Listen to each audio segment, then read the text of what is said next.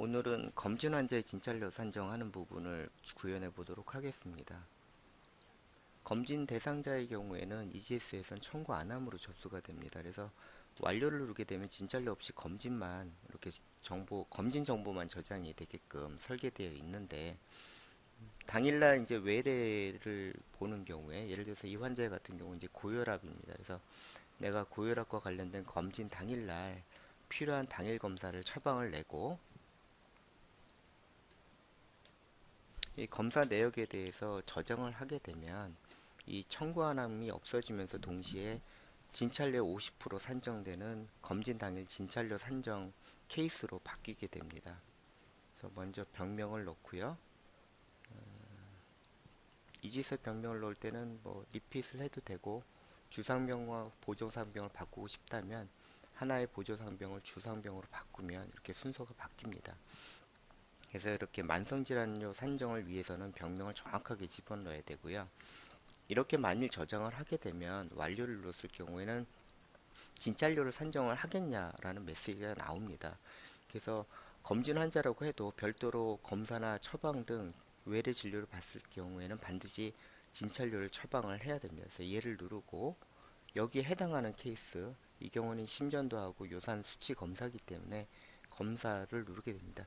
원래는 그 A부터 G까지 기본적으로 원내 처방전 발급이라든가 검사라든가 코드별로 이게 구분이 돼서 나옵니다.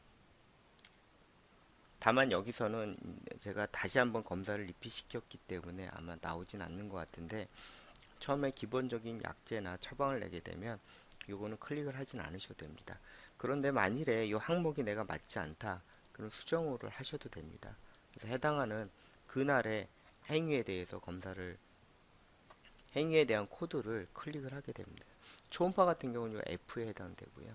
그래서 이렇게 검진 당일 진찰료 사를 정확하게 클릭을 하신 다음에 저장을 누르시면, 그 다음에는 이제 고혈압 진료이기 때문에 만성질환 관리하겠습니까? 라는 메시지가 나옵니다. 검진 당일의 진료의 행위에도 만성질환료를 붙일 수가 있습니다. 그래서 얘를 누르시면 되겠습니다. 그래서 이렇게 하시면 이 환자는 검진으로 접수됐지만 결국 진료까지 했기 때문에 청구단으로 넘어가는 그 오도로 바뀐 것을 알 수가 있습니다. 그래서 이렇게 처리해 주시면 되고요. 또 하나 부가적인 기능은, 이 검진 환자는 기본적으로 완료를 누르게 되면 다시 그 검진 당일 진찰료 사유가 뜨질 않습니다. 그래서 수정할 필요가 있을 때가 있죠. 예를 들어서 약제가 아니라 검사로 바꾸고 싶다, 검사가 아니라 원내 외래 조제 처방으로 바꾸고 싶다, 그럴 때의 방법은 이렇게 검진 환자에 대해서 저장을 누르면 창이 뜨지 않기 때문에 오더에 아무거나 오더를 클릭하시고 움직이시면 이렇게 초록색, 노란색 바탕으로 주황색 바탕으로 바뀌는 것을 볼 수가 있습니다. 또는 외래의 순서를, 오더의 순서를 하나 변경을 하셔도 됩니다. 이런 행위 자체로 오더에 어떤 변화가 있다는 걸 주신 다음에 완료 버튼을 누르시면 다시 팝업창이 뜹니다. 그래서 여기 JT018 검진 당일 진찰료 사유를 내가 변경을 하는 쪽으로 수정을 한 다음에 다시 저장을 누르시게 되면 이 환자의 검진 당일 진찰료 사유가 바뀐 것을 볼 수가 있습니다.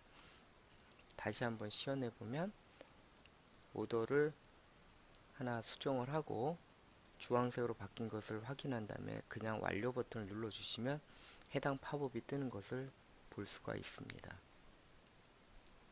이렇게 해서 검진 당일 진찰료 사유 변경에 대한 이지스의 동작을 설명을 드렸습니다. 기본적으로 검진을 접수를 하시면 청구 안함으로 되고요.